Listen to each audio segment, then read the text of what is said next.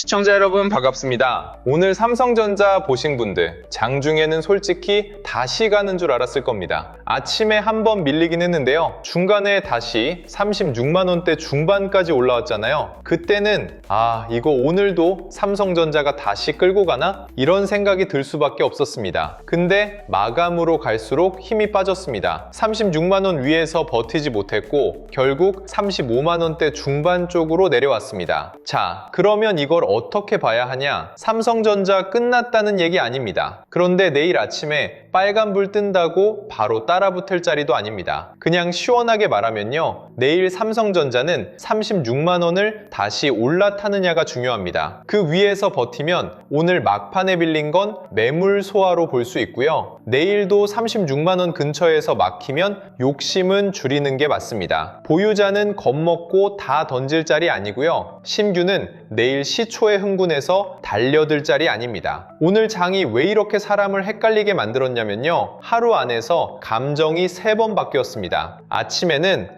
오늘 쉬어가나 싶었습니다. 중간에는 역시 삼성전자네, 다시 올라오네 싶었고요. 마감으로 갈수록 왜 또 힘이 빠지지? 이렇게 된 겁니다. 이런 장에서 제일 많이 당하는 게 화면 보고 마음이 왔다 갔다 하는 겁니다. 아침에 겁먹고 팔고 중간에 다시 따라가고 마감에 또 불안해지는 거죠. 근데 오늘 장은 그렇게 보면 안 됩니다. 오늘 삼성전자는 아래에서는 받는 돈이 있었고 위에서는 차익 실현이 빨랐습니다. 이게 오늘 흐름입니다. 아래 매수는 살아 있었는데 위 매물도 만만치 않았던 장. 그래서 내일은 삼성전자가 다시 36만원 위로 올라가서 그 매물을 이겨내는지 봐야 합니다. 오늘 같은 장에서는 기준 없이 보면 계속 흔들립니다. 그래서 고정 댓글이랑 설명란에 삼성전자 이후 돈의 흐름과 대응 기준 자료를 무료로 열어놨습니다. 내일 장에서 삼성전자를 계속 들고 갈지, 어디서 일부 줄일지, 신규는 어떤 자리에서 나눠 들어갈지 미리 잡아두셔야 덜 흔들립니다. 필요하신 분들은 자료 받아두시고 내일장 보실 때 같이 확인해 보시면 됩니다. 자, 다시 삼성전자 흐름으로 가보겠습니다. 오늘 삼성전자가 장중에 올라온 건 분명히 의미가 있었습니다. 아침에 밀렸는데 그대로 무너진 게 아니라 다시 올라왔잖아요. 그건 시장 안에 삼성전자를 다시 받으려는 돈이 있었다는 뜻입니다. 근데 문제는 그 다음입니다. 36만원대 중반까지는 갔는데 그 위에서 계속 버티지는 못했습니다. 이 말은 간단합니다. 위에는 매물이 있습니다. 어제까지 빠르게 오른 부담도 있고요. 단기 수익을 챙기려는 돈도 있습니다. 그래서 내일 아침에 삼성전자가 다시 36만원 위로 올라오더라도 그냥 빨간불만 보고 따라가면 안 됩니다. 올라오는 것보다 올라온 뒤에 버티는지가 더 중요합니다. 내일 아침에 만약 삼성전자가 36만원 위로 다시 올라오면요, 사람들 마음 급해질 겁니다. 역시 다시 가네? 어제 막판에 밀린 건 별거 아니었네?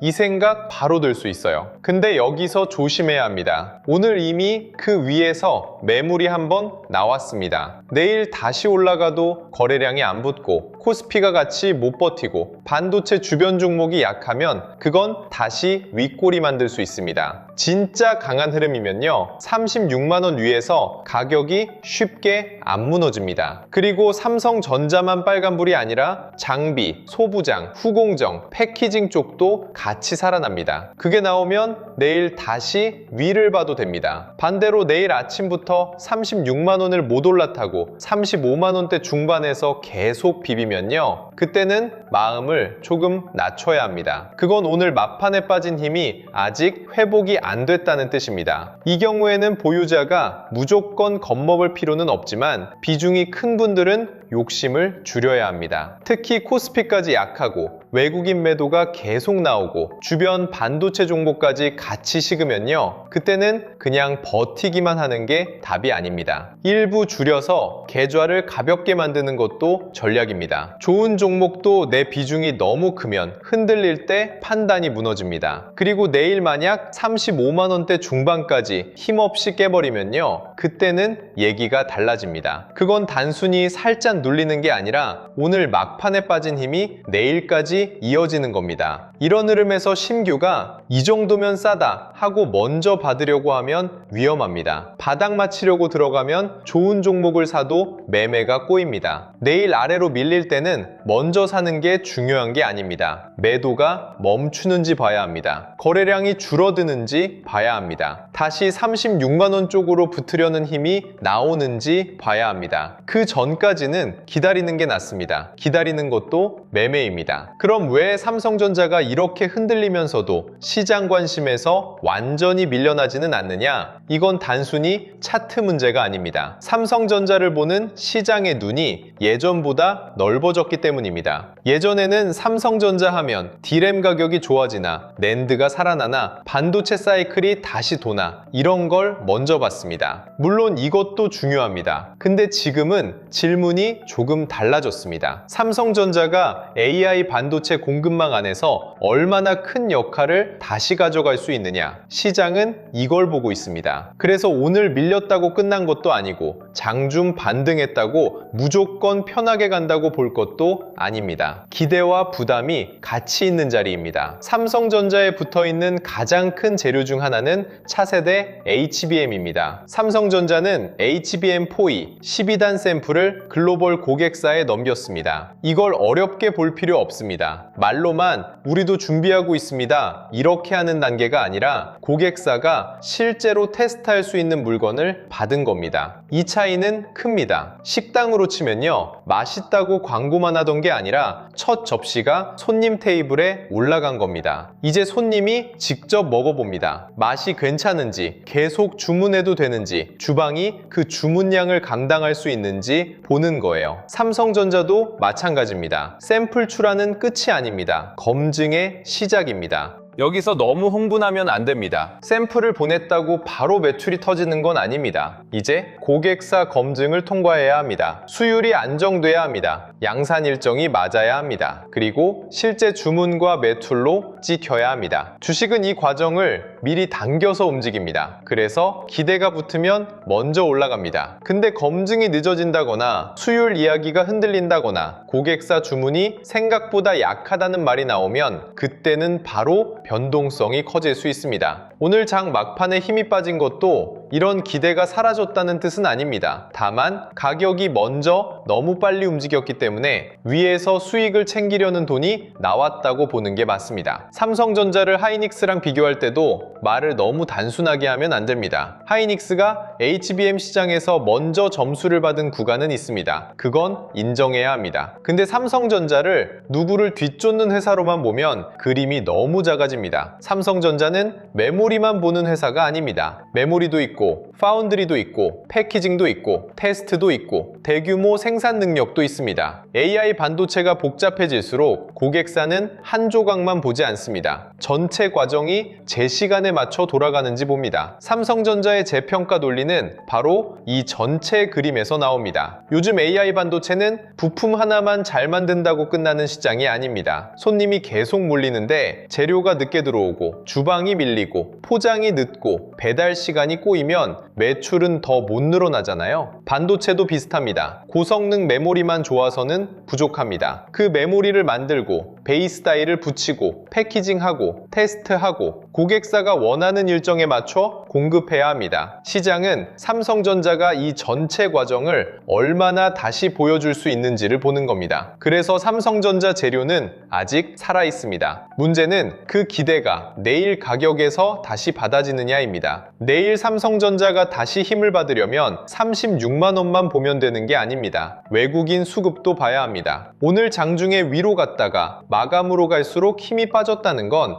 위에서 계속 사주는 돈이 부족했다는 뜻이기도 합니다. 좋은 뉴스는 불을 붙일 수 있습니다. 근데 그 불을 오래 태우는 건 수급입니다. 외국인이 전기전자 쪽을 다시 사는지, 삼성전자 위에서 매물을 줄이는지, 코스피 선물까지 같이 받쳐주는지 이걸 봐야 합니다. 개인만 계속 받는 장은 버티는 것처럼 보여도 장중 변동성이 커질 수 있습니다. 코스피도 같이 봐야 합니다. 삼성전자 혼자 강해도 코스피가 못 버티면 그 힘이 오래가기 어렵습니다. 진짜 좋은 장은 삼성전자 하나만 움직이지 않습니다. 삼성전자가 먼저 길을 열고 장비와 소부장, 후공정과 패키징, 전력 인프라, 금융까지 돈이 조금씩 번져야 합니다. 그렇게 번지면 확산입니다. 그런데 삼성전자만 빨간불이고 주변이 다 약하면 쏠림입니다. 쏠림은 올라갈 때는 빠른데 흔들릴 때도 빠릅니다. 내일 삼성전자가 다시 36만 원 위로 올라간다면 그 다음은 주변 섹터가 따라오는지 꼭 보셔야 합니다. 전력 인프라와 후공정도 그냥 따로 보면 안 됩니다. AI 반도체가 강해진다는 건 데이터 센터가 계속 늘어난다는 뜻입니다. 데이터 센터는 전기를 많이 먹습니다. 열도 많이 납니다. 그러면 전력, 변압기, 전선, 냉각 쪽도 같이 시장에 관심을 받을 수 있습니다. 그리고 고성능 반도체는 여러 칩을 어떻게 붙이고 데이터를 얼마나 빠르게 주고받게 만들고 발열을 어떻게 잡느냐가 중요합니다. 그래서 후공정과 패키징도 같이 봐야 합니다. 삼성전자가 진짜 시장을 다시 끌고 가려면 삼성전자 혼자만 강하면 부족합니다. 돈이 옆으로 번져야 합니다. 내일 보유자분들은 이렇게 보시면 됩니다. 내일 삼성전자가 36만 원 위로 다시 올라서고 그 위에서 버티면 오늘 막판에 밀린 건 매물 소화로 볼 수 있습니다. 그때는 겁먹고 던질 필요 없습니다. 흐름이 다시 살아나면 조금 더 끌고 가면 됩니다. 근데 내일도 36만 원을 못 올라타고 35만 원대 중반에서 계속 막히면요, 비중이 큰 분들은 일부 줄이는 게 낫습니다. 특히 코스피까지 약하고 반도체 주변 종목까지 같이 밀리면 그때는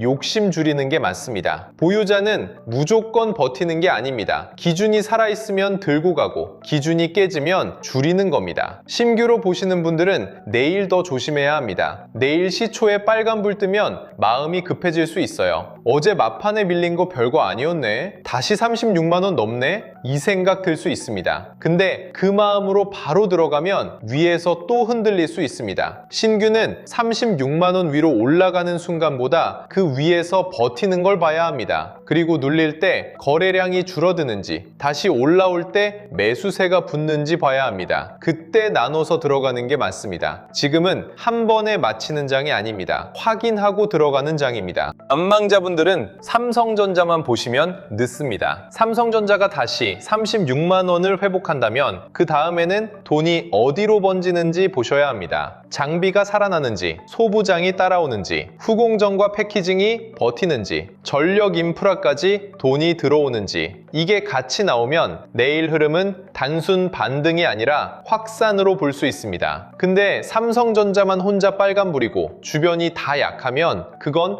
아직 쏠림입니다. 관망자는 놓쳤다고 급하게 따라갈 필요 없습니다. 삼성전자가 길을 열면 그 다음 길목에서 기회가 나올 수 있습니다. 그냥 이렇게 보시면 됩니다. 내일 삼성전자가 36만 원 위로 다시 올라서고 버티면 다시 위를 봅니다. 35만 원대 중간에서 버티면서 거래량이 줄면 눌림 소화 후 재도전 가능성을 봅니다. 35만 원대 중반이 깨지고 코스피까지 같이 밀리면 그때는 욕심 줄이고 다시 보면 됩니다. 보유자는 버티면 끌고 가고요, 깨지면 일부 줄이면 됩니다. 신규는 시초 추격하지 말고 눌림 확인 후 분할로 보면 됩니다. 관망자는 삼성전자 다음 돈의 길목을 보시면 됩니다. 내일은 시초 빨간불에 흥분하지 마세요. 시초 파란불에 겁먹지도 마세요. 중요한 건 첫 방향이 아닙니다. 첫 흔들림 이후 어디서 버티는지입니다. 36만 원을 시장이 다시 받아주느냐, 거래량이 붙느냐, 코스피와 주변 섹터가 같이 살아나느냐, 이걸 보면 됩니다. 이 세 가지가 같이 나오면 오늘 막판에 밀린 건 소화로 바뀝니다. 그게 안 나오면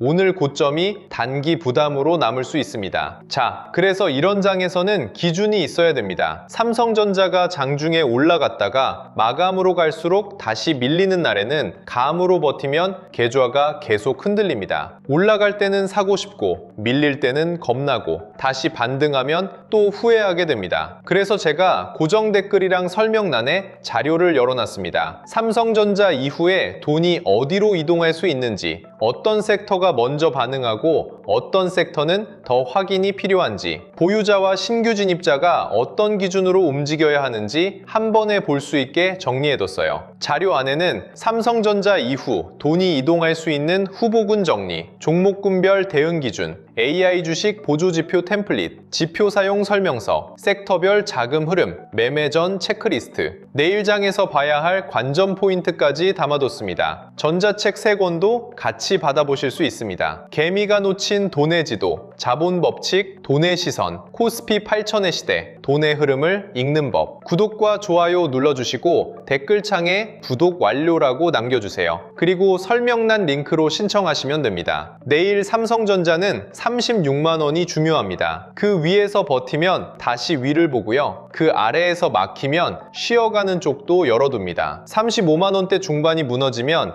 욕심 줄이고 다시 보는 게 맞습니다. 삼성전자는 아직 시장의 중심에 있습니다. 하지만 중심에 있다고 해서 아무 자리에서나 따라가도 되는 건 아닙니다. 내일은 강한지 약한지보다 강한 흐름을 다시 회복하는지 봐야 합니다. 보유자는 기준대로 끌고 가고, 심규는 확인 후 분할로 보고, 관망자는 다음 돈의 길목을 보시면 됩니다. 오늘은 여기까지 보시면 됩니다. 끝까지 시청해주셔서 감사합니다.